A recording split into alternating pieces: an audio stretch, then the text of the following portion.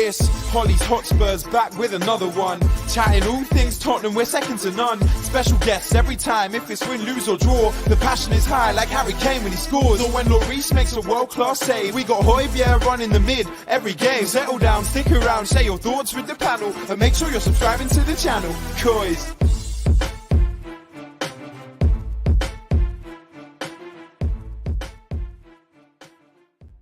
Hello and welcome to another episode of Hollie's Hotspurs Live, where tonight, ladies and gents, we're going to actually talk about a win, because it's been a little while coming, I'm not going to lie to you, so it'd be nice not to discuss a loss. But with me tonight to discuss everything that went on and more, I am joined by three fabulous guests. First of all, Crackers is back in the house. Crackers, how are you, my friend? Yes, very well, Holly. Evening, everybody. And as you say, nice to be talking about a win, back on track. Somehow still fourth and a few points clear of it as well. So let's see where the rest of the season takes us. But yeah, despite our best efforts to throw it away, come away with a win. Happy days. We never do it easy, do we, Crackers? Never ever. But also joining me, Graham. It's such a pleasure to have you back on the show. How are you, my friend? Yeah, I'm good, thanks, Holly. I went away for 2 weeks. We got knocked out of 2 cups. We lost the league game. I've come back. My first game back, we won. There we go. It's your fault then, Graham. It's your fault. Maybe that was the reason. So I'm not going away ever again. Love it, Graham. No, thank you. Like I say, it's a pleasure to have you back on. So I can't wait to hear all your comments today. And also, Hollie is back in the building. Double Hollies tonight. Hollie, how are you, my friend? Yeah, I'm good, thanks, Holly. How are you? Not too bad. Like I said, I'm glad we got a win for once. Yeah, to be fair, I think actually every time I've been on this show, Holly, we've been talking about a win. So maybe I am a good luck charm. There we go. There we go. I love that. I'll make sure you're on every week from now on then. Yeah, thanks. But no, it's great to have you on and all three of you on. Welcome to everybody else that's in the chat as well. Thank you for all your support. Like I say, it's going to be a good night tonight. We've got a lot to dissect on and off the pitch. But let's crack on with it. So, Crackers, I'll start with you first, because I'm not going to lie to you. Most Spurs fans are a bit deflated, obviously, after the 2 cup losses. How are you kind of feeling at the start of this game, before it even kicked off? Well, you didn't know whether you was going to get a 5-0 win or a 5-0 loss, did you? It's we're just all over the place at the moment. It's like took Chelsea apart. Then, you know, Sheffield was just awful, really. And, yeah, you know, the mood music in the camp's not great at the moment, is it? You know, everybody just seems to be a little bit deflated and a little bit down. And, you know, I think a lot of that stems from the uncertainty with the manager and, you know, just not playing that sort of Tottenham brand of football. But he gets some results here and now that just keeps us in touch and in the league. So, yeah, it's just a bit, I don't know, it's an odd atmosphere at the club at the moment. No one feels really, really good about it, you know, and I think a lot of it's just the uncertainty of what's going on with the manager and, don't know, just feel a little bit like we haven't got an identity at the moment. I blame Pochettino. I think it's like he's the ex-girlfriend we can't get over, or ex-boyfriend we can't get over, isn't he, really? And you just had that real sense of togetherness and feeling of coming together that you had when Glenn was there, because he's one of our own, and when, you know, for us older chaps, when Keith was there was that feeling of something, you know, and I think that would really help if we just got that feeling of a bit of a family and a bit of togetherness back again, which is sadly something they seem to be getting down the road. And, you know, that's something that we need to get back. If we can get that back, then everybody's going to feel a whole lot better about everything, aren't they? So, but look, you know, win's a win, and yeah, it's nice. You just have to springboard off of that, don't you? What's done's done in the cups and everything, and I'm sure you've been through that on previous shows. So you have to draw a line, suck it up, buttercup, and off you go again, don't you? So yeah, all good. It's always the way, innit? I think a lot of us are deflated because I think for most of us, the cups, Graham, I think were the thing that we were kind of clinging on to. It's just a bit annoying that obviously we all want to win. We never want to lose a game. But to see those losses and then to come back and bounce out against Forest like we did, it was just a bit frustrating, wasn't it? Well, I was away and I couldn't watch the game. I watched the Chelsea game on the aeroplane. I thought we were brilliant that day. I thought we dominated the game. And then I thought, well, okay, we're going to Sheffield, play the same team, and we'll win that game. And then the Wolves game, the confidence to take on. And I woke up in the morning and we lost. And I thought, oh, you're joking. I couldn't believe it. And then when I looked at the team, 6 changes, you're playing Sheffield United.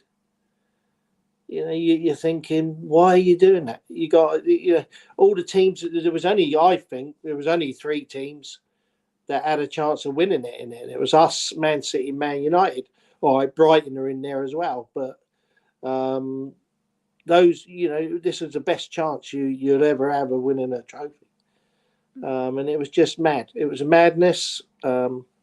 But I came back and I thought Saturday, we could have won 5 or 6.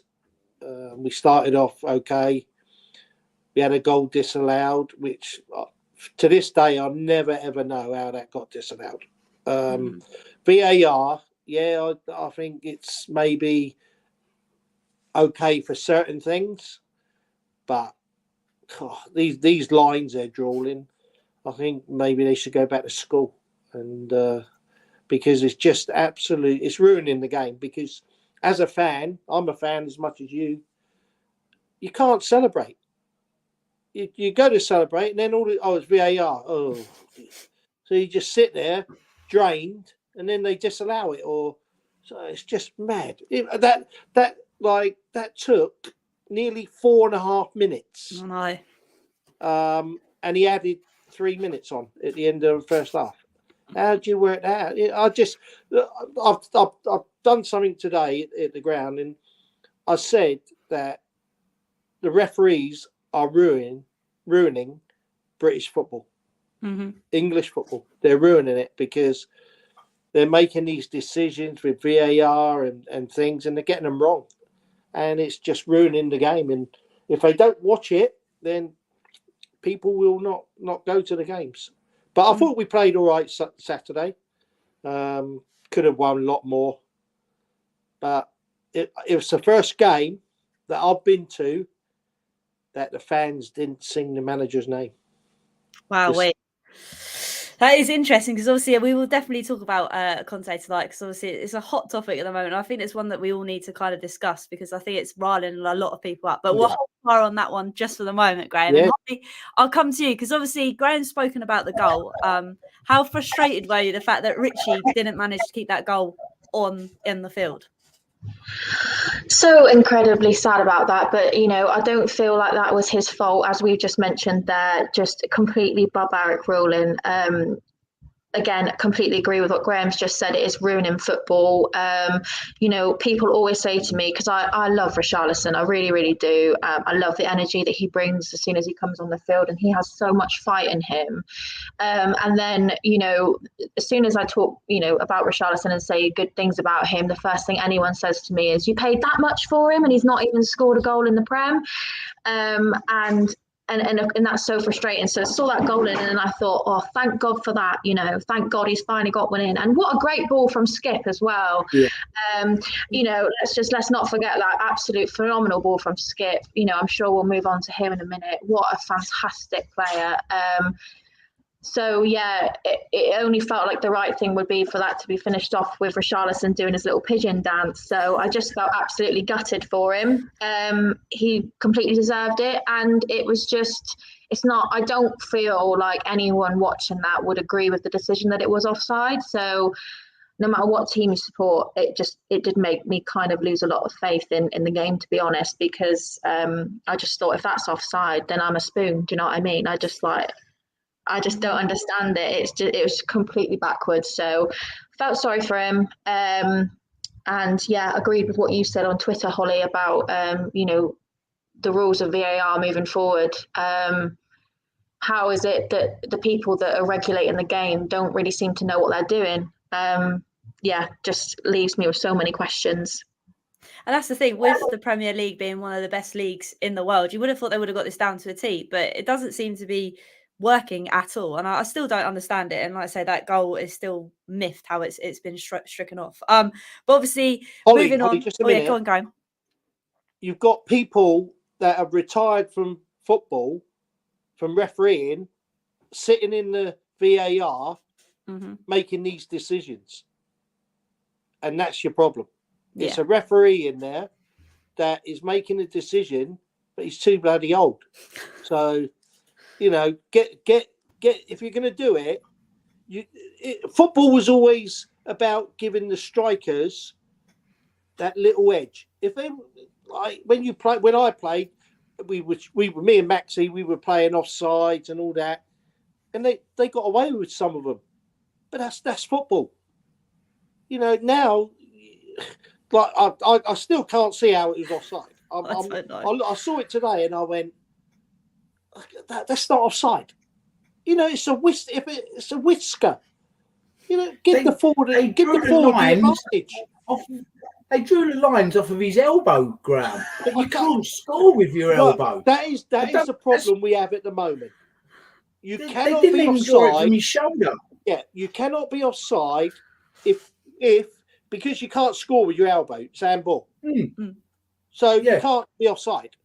It should be your feet, your body, but not your hands or your elbow. Next thing they'll be doing your nose. Somebody's got a long tongue or whatever. The thing that really frustrates me. Oh, go on, Crackers, go on. Hope it don't go off your nose, Mark Falco, and I'll be in trouble. Oh dear! I'll let him know that. Oh dear. But the thing that really baffles me as well, if it takes that long, it's not clear and obvious then, is it? It shouldn't be taking that long. I think that's that 4 minutes. 4 minutes is ridiculous. And again, as fans, you're there waiting and waiting for the decision. Well, you can go for a pint, couldn't you? You can go for a pint, come back, and you'll still be offside. It ruins it as fans. It makes you feel like you can't celebrate a goal anymore like you used to. And if it takes that long to decide, if it's not that much of an obvious decision, then they should allow it. It just takes the fun away from the game. I agree, Holly. 30-second limit. That's all you need. If you can't make a decision in 30 seconds, it has to stand. But Crackers, the World Cup is the World Cup did it in 30 seconds. Yeah, it has to be 30 seconds. If it's not 30 seconds. But you had the game yesterday with Newcastle and Wolves. Yeah. Now, VAR's there to look at that tackle that the keeper's made, and he should have gone off, and they've let him stay on. So you're still getting inconsistencies. If there was a penalty Wolves score, Newcastle might not go on to win that game, and then we're even more points clear in fourth. That could make a big difference at the end of the season. That could be the difference between making Champions League again now and bringing another sort of 30-40 million quid into the club's coffers, or like Newcastle pipping us by 2 points, or by a point that they would have lost. So it's it's inconsistencies as well. That's what I'm saying. It's coming from the referees.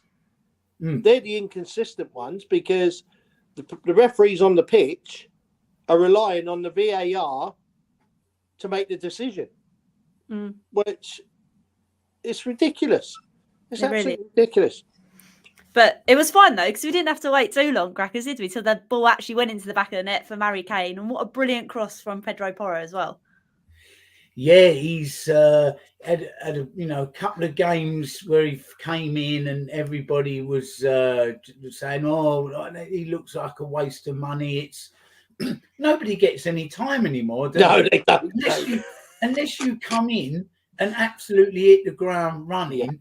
Everybody has to come in and just be like an absolute superstar, like straight from the off. And people have just got to learn a bit of patience. Like Graham coming in from Weymouth for like how much, Graham? 30 grand? 35. 35 grand. and Tony Galvin coming in from Gaul. £3,000. Like $3,000 he came in for. And I But mean, we were world beaters. Yeah, but like, you know, you were sensational for us. If you bought a player of like that now and brought them in, everybody would be screaming blue murder. But you know, you haven't gone and spent 40-50 million pounds. Brighton don't. Brighton have got some incredible young players there. They spent 2-3 million quid on. So you know, just that little bit of patience with players sometimes, and you'll reap rewards. Even down to Emerson Royale, who's turned into Cafu now. You know, all of a sudden it's just clicked. He's got it. A cafe did you steal cafe? Gareth Bale, another one. He was nigh on out the door. Then look what happened. You know, so just everybody needs to take a little calm down. But it was a fantastic ball from Porro. Crackers in Premier League, you don't get that. You don't get time.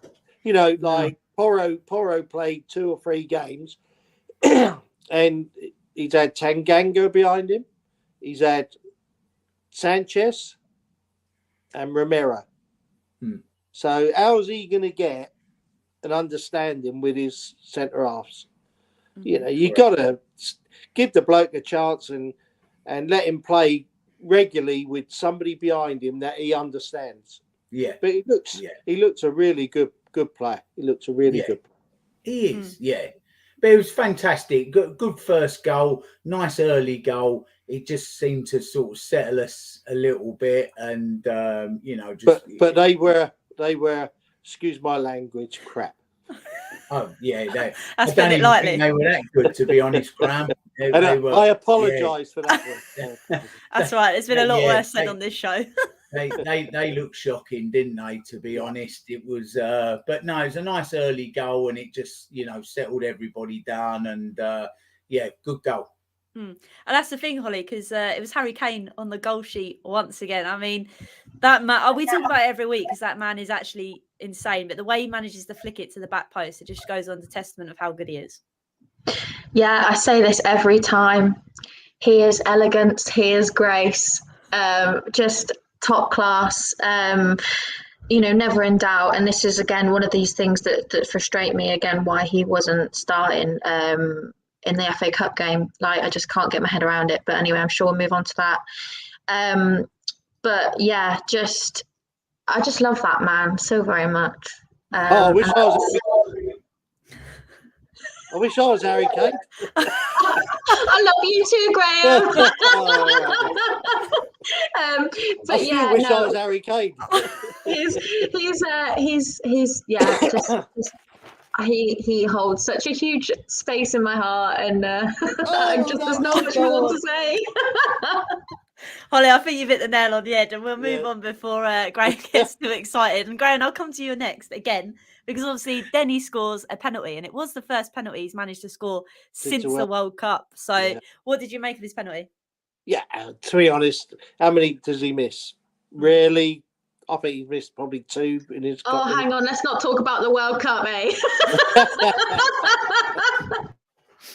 But he's like, I know for a fact that he was upset last week after going out of both the cups, and so it was great for him to get the 2 goals.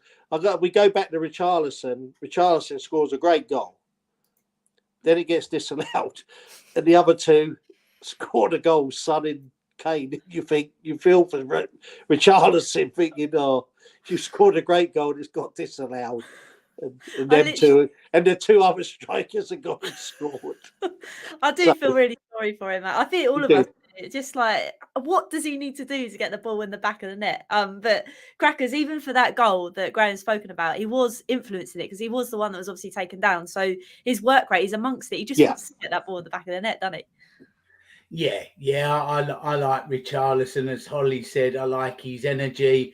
I like he's just one of these street footballers, isn't he? I think if you have a player like him in your side, you can't really put him in chains as such, as Glenn was talking about on his commentary for the Milan game. You can't put players, you can't play in chains. And some players like him, you just got to let him go and play on his instincts. You know, you can't really say to him, I want you to take this. You can give him a general idea, but other than that, you've got to give him a free roll, to be honest. And we've not really played to his strengths much either. We play a different system to Brazil, you know, and I don't think you're ever going to really get the players for a club side that you do with the South American teams. It's a totally different mentality, you know, and they just amongst fellow countrymen, and yeah, it's just a whole different vibe. But look, you know, if you give him that little bit more of a free roll, give him a few games as well, a run at a few games. People need to get their eye in, and you know, so I like him. I really do like him. He wins you a lot of free kicks, and he's one of those players that you hate when he's against you, but you love when he's your player. You know, he's a bit like Drogba used to be, isn't he? He was another player like that. You'd hate him, but as soon as you got him, you love him to bits. So yeah, he's a good acquisition. And you just knew that he was going to get played after the Milan game, and he come in and he just played. He plays angry, doesn't he? You know, he plays emotionally more than anything, and he's a bit like Romero at the back. If you take out that streak from him, you probably lose a lot of the defender that you've got. It's just about now trying to channel that, and you know, and get it right, and just stop some of the decisions he makes. But they just play so emotionally. Like I see it at home in my lads team, where he plays out in Lanzarote. The kids just play with a totally different emotion, and the poor sods have got like the living, breathing Brexit in goal for them, ain't they? But other than that, all the Canarian kids just play. You know, it's a different type of mentality, and you just have to play to those strengths, like, you know. So yeah, good player. I really like him. Can I just add as well? I do think he's a bit nuts, and I love that about him. As we say, he's terrifying. I wouldn't want to play against him, but the fire he has and the passion he has for the game, as you said, but also I feel like for the club, I feel like he does love our club, and I also think for anyone that has the dedication to get a picture of themselves tattooed on them deserves the utmost respect, because it shows they have absolutely no fear at all. And for you kids listening, along with his portrait, he's got Ronaldo, the OG Ronaldo, not the Ronaldo that we all know and hate or love, depending on whether or not you see the wood for the trees. But him and Neymar Jr. And the absolute dedication that man has got to get his face tattooed on his back. I mean, respect. He backs himself, quite literally. He backs himself. So we've got to back him. Well, I think he should have had me on his back. Oh, I love it. I love it, Hollie, when you come on this show, man. Hey, Graham, I'm getting a tattoo done next week. Should I change my design? Because I could always get you tattooed on my back if you want. My and there you go. My pleasure, darling. My pleasure. Send me your favourite photo. Okay. Do you want the one with the teeth in or teeth out? The one with all the blood streaming down your face. Okay. I'll speak to you. I say, as we move away from Hollie's Hotspurs into real life Tinder, we will move on from now. But it was a great first half, which we've all kind of spoken about. And again, like Hollie said, like we've all said, we all rate Richarlison. Just want him to get that goal, really, I think. But obviously, let's talk a bit about the midfield, because Hollie's already mentioned, obviously, Oliver Skipp. But Graham, how well has that guy come on since his injury? He's just absolutely slotted into that midfield, hasn't he?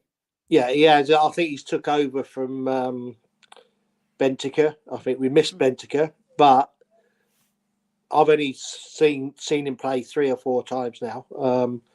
He's getting better every game. I thought Saturday he was brilliant. Saturday. My worry is, I think we need a playmaker in there. We need and number 10.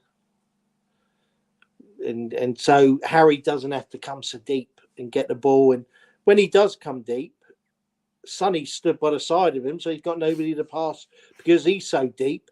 He's got nobody to pass to, Harry. So yeah. But listen, we get it right. We're talking about Liverpool and Newcastle behind us. Liverpool's next 3 games are horrendous. They've got Man City away, Chelsea away, Arsenal at home. So all we have to do is win 3 games, which we can do. That puts us clear of them. They're not finishing in the top 4 if they don't get maximum points. Newcastle, they still got to play Liverpool, Man United, and Arsenal. So yeah, it's in our hands. But I don't like doing that because we should be in the cup finals.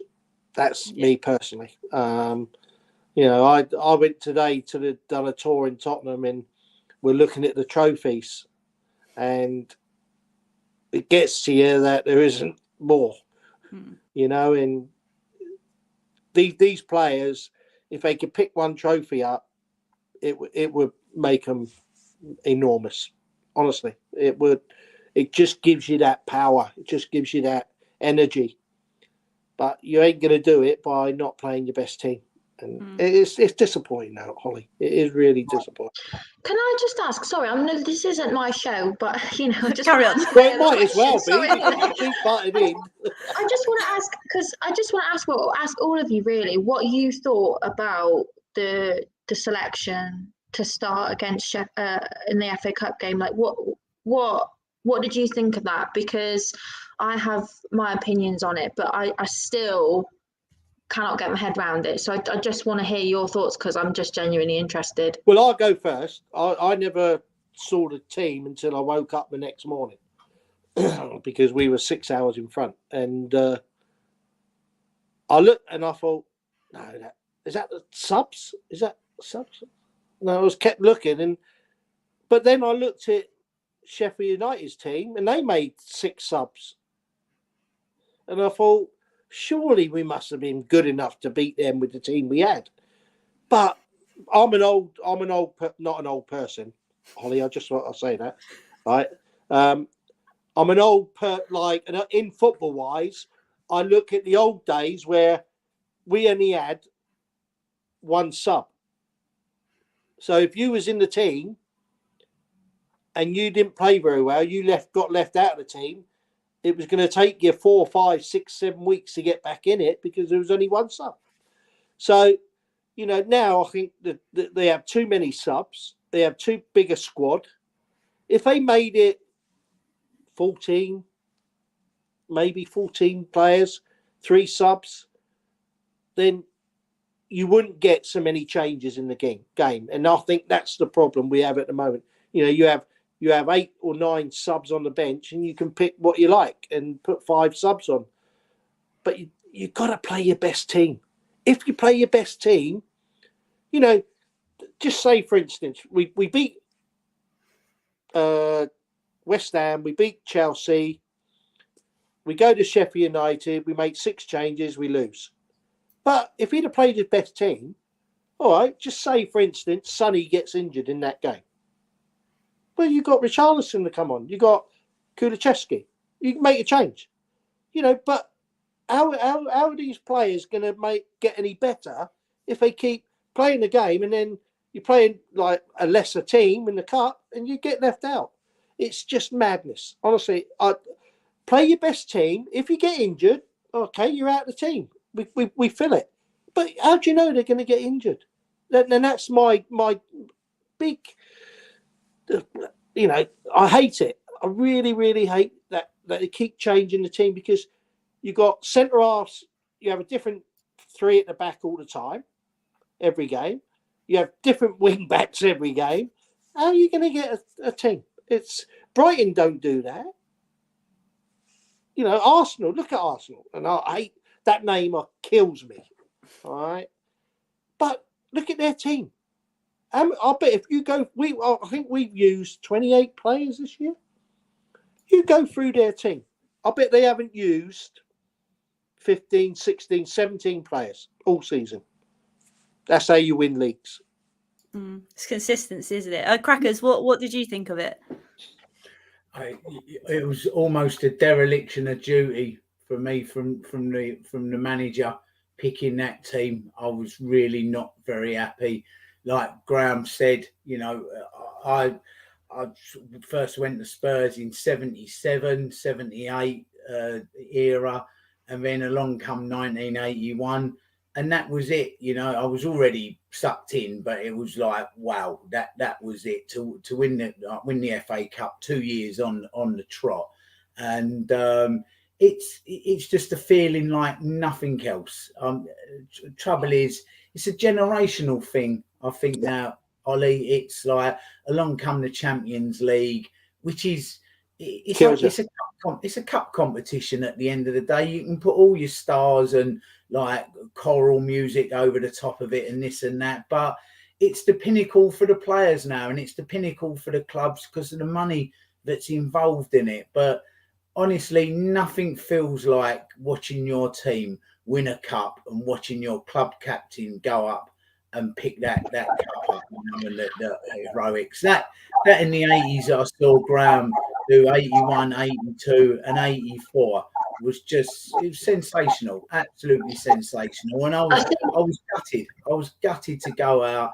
That team really should have been good enough to beat Sheffield, in all honesty, but it didn't. And you know, you've got to give it a go. Give it a go. I think whenever I'm fortunate enough to speak to the chaps when I do Q&A nights, they all say you get that first one, you want more. You want more of it. It's something you want. You want to go again. You want to win it again. And winning breeds winning. And winning cups, it teaches you. FA Cup 1 year means that if you do make a Champions League final the following year, players have got that experience of getting over the line. You've got a little bit of something under you. So I was gutted to go out, absolutely gutted. I'd have taken winning the FA Cup all day long and finish outside the top four. But I'll ask you a question. Do you think 5,500 fans would have gone to Sheffield if they knew what team he was going to put out before? No, not a chance. Wouldn't have made it. Wouldn't have turned up, would we? No. Wouldn't have done, And that's the other thing. You got people there taking down 2 days off of work. The club has let the fans down there. Or not the club. The team, the coaches have let the fan down. Yeah. And also to say, oh no, Hollie, you go. Go. Okay. You talk about letting the fans down. I mean, you guys know more than Hollie and I do in the sense of the fact that we used to be known as the FA Cup team. Yeah. Like Hollie and I, as fans, deserve to know that level of play. Like we haven't seen that in our lifetimes, and it's terribly sad for fans like us who have not seen that glory. And also, you mentioned earlier, Graham, about Harry Kane deserving to lift that trophy. I mean, he really does. There's no one I'd rather see lift it than him. He really does deserve it. And we talk all day long about loyalty, and I love him for that. I massively love him for that. But I feel like he really does deserve that, and as fans we deserve to see it as well. And I think I really thought this year we could have gone ahead and we could have won it, and so that just felt like a completely stupid. It felt like some kid sat at home playing Football Manager selected that team. I'm sorry, it did. That's all I'll say. Well, yes, we should have still won it with our team, but still, best foot forward. Hollie, the top Hollie. This one. Yeah. Welcome to our free show. All right. I'm loving it. I've got the best seat in the house. No, listen.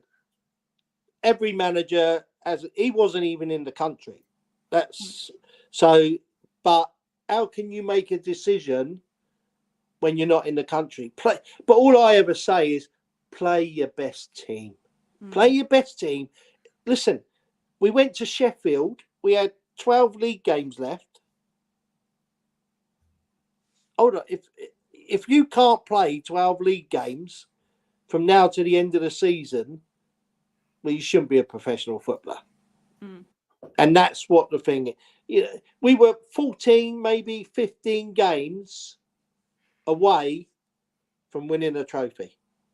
That's the most annoying thing. And it's like you've all kind of said in terms of it is that final hurdle that we never seem to do. And I don't know whether it's the beings from above, but it's like every time we get to that situation where we've nearly done it, it's no, we need to focus on top four. And I think that's the most frustrating thing because this was probably the most winnable, if not, I wouldn't say easiest because as we say, cup games aren't always easy, but it was probably the best route to the final for us this year. Yeah. And it just went.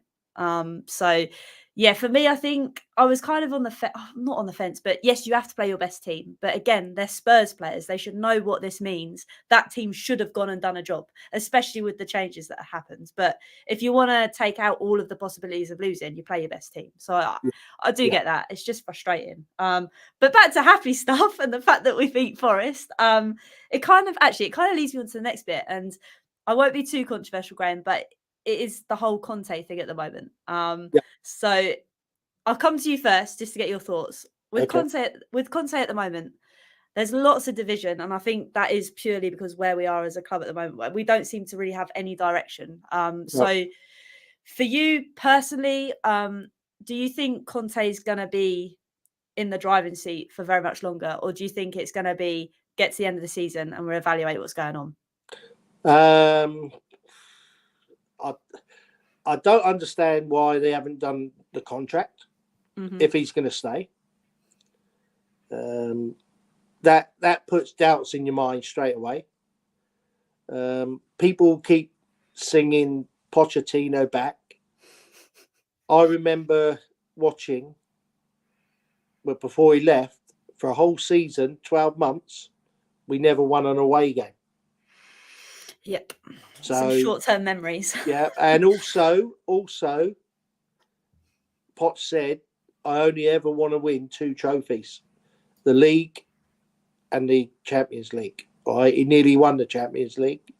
We should have really. But listen, I've been a coach, I've been a manager. I've won trophies at every club I'm available. Get you in, Roberts. But seriously, it's a difficult question because his demeanour doesn't look right at the moment. That's what's, all right, he's had an illness. He's had an operation, which still got some good legs on you, Graham. I've got good legs. One day when we have a drink, I'll show you.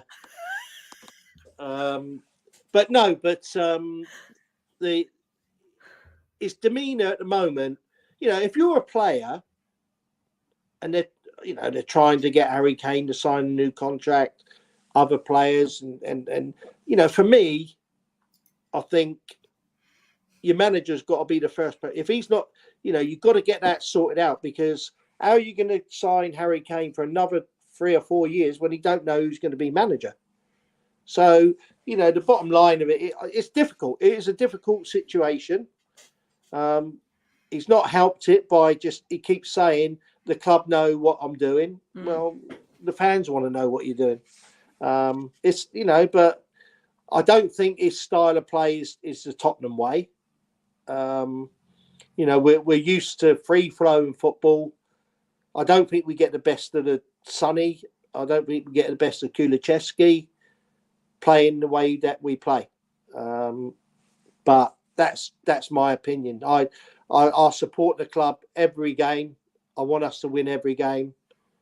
I go away games sometimes, and it's been hard, but it just shows you that we're 4th in the league. Just think if we'd have played well this season. That is very true. Exactly that, because we finished above Arsenal last season, and look at where they are now. I know, but it just makes me think, like, how have we ended up here? And even if we don't finish top 4 now, and we've sacrificed the FA Cup for top 4, then what's it all for? Like, I know. hurts my brain. It really does. But with you, Crackers, what's your kind of thoughts on it? Because obviously Graham's mentioned Pochettino, and I'm kind of on the stint with you don't. I wouldn't say it's going back, but Pochettino would come in with exactly the same position as he was last time. The players that he had are still here. Nothing's changed at the top. So, and another reason I'm thinking as well is Kane going to want to sit through another project. This could have been the year we could have won that trophy, and it could have been another discussion. But Crackers, for you, what kind of stance? Where do you think we need to look, or do you think Conte is still the man for the job? Well, I think it's just always been a case of a square peg and a round hole with Conte. It's he's not a terrible manager. We're not a terrible club, but we've just not been compatible. Really, it's just not quite. It sparked a little bit, but it never really caught fire, did it? Between himself and the club. I don't think we really have a transfer policy that fits with what he wants to do. So for me, he's just not the type of manager. A Pochettino type manager probably suits us better. I'm not saying Pochettino, but a Vincent Kompany, a De Zerbi, a younger manager, a little bit more progressive football. And I think the thing that we're missing is a culture at the moment and an identity. That's what I want to see built. I think the club need to look at what they want, set themselves a bit of a plan with it. I mean, let's forget Antonio. He's gone at the end of the season, isn't he? He's literally just treading water now till he goes. So it hasn't worked out. So we're just in this limbo at the moment. And as I said at the top of the show, I think that's what's causing that bit of a bit of a funny feeling around the club. Yeah, there's Enrique as well. People are talking about. So I think, do you know what? Like Graham said, you don't like talking about that lot up the road, but we need to do something similar. You get a manager in. You have to back them. You get some wise recruitment in. Back them on the big calls as well. If they want certain players bounced out of the club because they're not pulling up any trees or they don't suit, then you have to go with it. And us as fans do it as well. So that if we go through another rebuild, if we have a couple of seasons where we're finishing 6th, 7th, 8th, we just have to stick with it and go and let a culture and an identity be built. Because I tell you what, I know people moan about the recruitment and that, but we ain't far off of it. There's some decent players there, some very, very decent players. You've got Udogie coming through, Brian Hill, I love to come back, Papsar coming through, Kulusevski, Bentancur, Richarlison, Son, maybe Kane if he stays, Ollie Skip coming through. I think we're a decent centre-back partner away. Two possibly, yeah. To come in alongside of them. A goalkeeper needs sorting out. And then I think you've got pretty much the bones of a decent team now that can play some good attacking football, I think if Harry stays, and I don't know what Graham thinks about this and Hollie, but if Kane does stay and he's now getting to a little bit of an age, maybe he's that number 10. Yeah. And we drop him back a little bit, because I tell you what, there ain't many better number 10s than him or number 9s. But as a number 10, I'd probably look to drop him back and bring in maybe another striker. I mean, once Ivan Toney gets himself sorted out with whatever's coming his way. Do you think he would bet himself to score the goal? Do you think Tony? Sorry, Graham? Do you think Tony would bet himself to win the Golden Boot? It was a joke. It was a joke. Maybe an Ivan Toney type player, but maybe, we just don't know how long he's out for yet, do we? if at all, because the man's not just guilty. What you're saying. I know I keep poking my nose in and all that, but Alex Ferguson was a game away from getting sacked when he took over Man United. They beat Nottingham Forest in the cup. So Alex Ferguson won. I was watching it just a minute ago on TV. I think he won 13 league trophies, league championships. After that, he won 10 cups, European Cup, something else, World Championships, right? Do you know what? There's one thing that he always did, or two things actually. The first one, he sold one of his players, good players, every year to buy two others, to bring two others in. The next thing was the most vital thing he ever done. Come on, Hollie, have a guess. You're a football trying to fan. think. Come on. Change his system or no? He changed his coaches every 2 years, and it gave a new freshness in the team. So they didn't get stuff. All I keep reading on social media and papers, newspapers, is, oh, the players are fed up with training now. So they've been fed up with Pochettino. They've been fed up with Mourinho's training. They've been fed up with Nuno's, and now they're fed up with Conte's. Is there something wrong there somewhere? What's the? Well, that's your answer. You've hit the nail on the head. So you freshen it up all the time. We freshened it up, and the players still don't like training. That with Fergie just shows you the benefit of a bit of patience, doesn't it? Yeah. They stuck with him, and you just got to learn that bit of patience. And once he got that first one under his belt, he was flying. I remember that he was literally about to get sacked, wasn't he? It's same with Harry Kane. I mean, when I've done a night with Harry Redknapp a couple of weeks ago, and he said he loaned out Andros Townsend and Harry Kane to Leighton Orient as well. And Leighton Orient will say, I think Andros Townsend's going to make it. Really not sure about Harry Kane, but he worked and he grafted and he worked and he grafted. I mean, he's done everything off of his own back because he's got it up here, you know, and a bit of patience.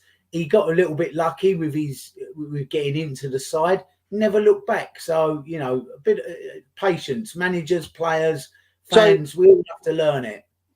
You're a manager, right? What's the first thing you do now? You bring Harry Kane in, you say, you're the club captain. You're the captain forever now. While you're here, and if we will make you the club captain, you can do what you like. But we want you as our leader. Would he stay? He should have been captain before now, anyway. So 100%. I think he's a better player being the captain, because you have a look on Saturday. He was running on the wide right, wide left. He was just full of energy, and he still scores. I understand what you're saying, bring him back as a number 10, but I don't think we got somebody that can score 25 goals to put up there. So we'll lose 25 goals if we do that. But that's probably something for maybe if he does stay 2 seasons down the line. I thought you was going to say went until he's about 39, 40. He could play number 10 then. So. I think it is very difficult. I think there's lots of combinations at the minute to why things aren't going quite the way we want them to. And I know we talk about patience, but I think that's the problem. I think if we I'm not saying get another instant manager in that's going to win things, because that hasn't happened, not with the ethos that goes on at the club at the moment. But will Kane sit around for another project? That's my only worry, because at the end of the day, the only thing he hasn't got is a club trophy. And I think for him as a player to look back on, yes, okay, he's a Tottenham man. He's done everything at Tottenham apart from win that trophy. I just don't know whether it'll be enough for him. There's one thing that might keep him, Hollie, and that's the NFL. He loves his NFL. That is very true. He loves it. If a team comes in and becomes resident at the which stadium, I think will happen. Yeah. Which will happen. They've not spent all that money to have 2 games a season. That's for sure. So someone will come in there eventually, or a new franchise will start. he might do what Clive Allen done and just sort of seamlessly go from football into becoming a kicker for the new team. And I could have done that, Crackers. Exactly. I wouldn't have kicked the ball. I wouldn't have kicked the ball. It might just be something that keeps him where he goes straight from one career into another.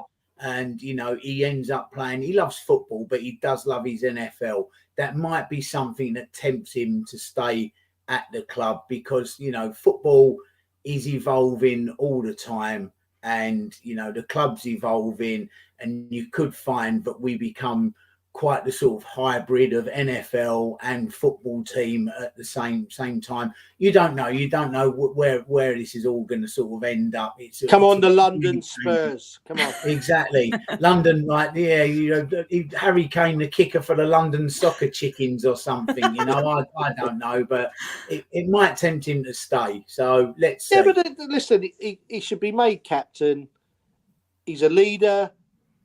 That's an honour. Honestly, and we that's the way we should move forward.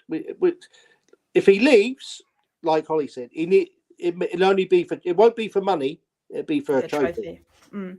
And why can't we give him that? That's our next project. We have to give him that. And you know, it's hard. It is hard. I wish, you know, me personally, I would love to see some of the old boys go to the training ground and have a lunch with them and sit with them and have a chat and, you know, just to say to them what it feels like when you do win a trophy. I think that'd be a great idea. You need to get it done, Graham. Next time you're up there, have a word. Yeah, you should sort it out, Graham. I'm sure they're going to listen to me. Yeah. Sort it out, Graham, and then also you should get us all an invite as well while you're at it, while you're organising. Okay, all right. See what we can do. There we go. But no, like I said, it's going to be a complicated road ahead. Nothing's ever easy with Spurs. But hey, there we go. But we do have a game at the weekend. Now, Hollie, I'll come to you first, and that is that we play Southampton. I still believe they are floating about at the bottom, which makes me very happy. But what are you kind of feeling going into this game? Well, I think if we match the same drive that we had when we played Forest, I think we'll be in a good position. It's one of those things with Spurs, isn't it? You can sometimes call stuff, think you know how things are going to go, and then it just completely turns on its head. But as you know, Hollie, I'm always a positive panelist, and I always say we're going to win every time we're on it. Even if we go ahead and we don't, I still will always say that. Because I think the minute that you give up and the minute that you don't back your club, then you may as well stop watching, stop following it. I think you've got to always back it. You've got to put it out there. They're going to win. It's going to be phenomenal. Richarlison's going to score. It's not going to be ruled out by VAR. I'm looking forward to this one. If we actually play with the same kind of passion that we had in the last game, then I think it will be a good game for us all. Hopefully, fingers crossed. I mean, for you, Graham, what do you think is going to happen in this one? Because, like me, you live near the South Coast, so it's a no, big I don't game live for near us. the South Coast. I live in London. Oh, all right. Sorry, live in London. Sorry, my bad. That's near the South Coast, isn't it? No, but I am from Southampton, and you just I didn't know who we was playing this weekend. There you go. I had a blank. So I'm just going to text in a minute when I come off. I'm going to text Matt Letizia and ask him if he can get me 2 tickets for me and my daughter. Actually, make that, how many of us is there? 3. So make that 5 then, and we'll join you. How's that? All right. Okay. We'll see. Only if you get my photo on the back of your back. Is that how the lengths I've got to go to go watch Spurs Southampton? I know I said about backing the team, but you want a ticket? Yeah, you know what? We'd go ahead and lose. We'd lose. Hollie, the host, do you feel like a gooseberry on an episode of First Dates here? A little bit. I feel like who's the person that like introduced them to everyone? Fred. I feel like that I feel one. like Fred. Yeah, Fred. I feel like walking over to Hollie and Graham's table every now and then going, is everything okay with your meal this evening? Listen, when you all come up on the same day, then I'll buy you some drinks. So. I'm old than you. Hey, I tell you what, crackers. It's not like watching an episode of First Dates. It's more like watching The Undateables. Well, you talk about yourself. Oh dear. But Graham, what do you think of this game? Like, it's got to be a must-win, surely. Oh yeah, we're talking about football. Yeah, back to football. Okay. So, listen, whenever you go to Southampton, it's a difficult game. Okay, so it's going to be tough. I think if you look at team for team, we're a better team. But they've gone to Man United. They went somewhere else. They beat somebody else, didn't they, the other week? 1-0. Leicester. They beat Everton away 1-0. So with Ward-Prowse in the team, that's we can't afford to give any free kicks away. So you look at it all depends what team he plays. It's going to be changes again, but I back us. I think we'll have too much for him. I think Harry will get a couple of goals on Saturday, and hopefully we win the game. But I'm positive. No, I'm really confident that we will win the game. Definitely, hopefully. I mean, crackers, what are you kind of feeling? I mean, Graham's mentioned Ward-Prowse. Is there anybody else that you need to keep your eye on, or do you think we'll be fine across the park? Well, being 20th in the league and losing the last, I think they won their last home game. Then before that, they were 5 straight losses. I think they're 20. They're actually better on the road than they are at home, to be honest. So keep him quiet. And you have to go there confident. I think, obviously, Conte's going to come out and say, it's no easy games. And he is right to a degree. But in the dressing room, he should be saying to them boys, these are 20th and they're absolutely bobbins at home. So just go out there, go and get at them. And it should be an away win. But then so should Sheffield United. We shouldn't have lost, there's no way we should have lost 4-1 to Leicester either. And that's the consistent inconsistency of Tottenham at the moment. But just play on the front foot, play a little bit brave, let Harry go and do what Harry does. Just be switched on, smart at the back. And you should be coming away with 3 points from now. Teams that down at the bottom, they're obviously scrapping for their lives, but you have to have the guile and a little bit of tuck in for a while when they come at you. Hit them on the break. It's you just got to work them out and go. So no excuses. We should really be coming away from there with all 3 points, to be honest. Definitely. And I think like you've all said, with them being so far at the bottom, yes, we can't take it for granted, but they're the teams we need to brush aside, and hopefully we do that on Saturday. But no, it's been a good chat tonight. I've really enjoyed it. Obviously we've had a little bit of ad breaks with Hollie and Graham tonight doing their first dates. Well, I'm just pleased that I was on Hollie's date night. That's your new program now. Yeah, that might be a new segment. I might make that a thing. But no, thank you to all 3 of you. Thank you to everybody in the chat. We'll do our round the table. So Hollie, where can everybody find you doing your thing, my friend? Twitter, I guess, handles below, obviously, handle related to my employer, although today I'm here just as myself. Other than that, you can find my tweets about news and football over there. Usually I angry tweet and just my thoughts and feelings while I'm watching a football game, and then the next day panic about what I've said and delete them all. I'm like, hopefully my boss didn't see that. Okay, Gary Lynn. I know. Someone said in the comments earlier, actually, to do with that, but just as we were starting, he's announced or whatever, isn't he, that he's back on, and I shall leave it there. I am not commenting. Probably wise, Hollie. Probably wise. But no, thank you, Hollie, for joining me. Graham, thank you again for tonight. Where can everybody find you doing your thing? Not that everybody probably knows where you are anyway, but I'm at home. No way. Oh dear. In London. In London. If you don't know how to find me now, you'll never know how to find me. So. Oh dear. No, thank you, Graham. I really appreciate it. Pleasure. Pleasure. It's been a good one. No, thank you. And Crackers, thank you again so much. Where can everybody find you doing your thing as well? At Mr. Cracknell across the socials, except on Mumsnet, where I'm Angry Karen from Harlow, where I moan about lots of things. It's my alter ego at the weekends. So that's on Mumsnet, and I'm on now. And you can find me Friday night at Bedwas Rugby Club for South Wales Spurs, talking to the one and only Glenn Hoddle. Thank you very much. Oh, brilliant. Love I'm that. doing one. Crackers, I've got one with Harry Redknapp soon. So sensational. it's for Jimmy Greaves. It's for Jimmy Greaves' charity. So I'm doing. Oh right, yes. Do you know what? I was actually asked to go and host that, and on the 24th. Yeah, 24th. Yeah.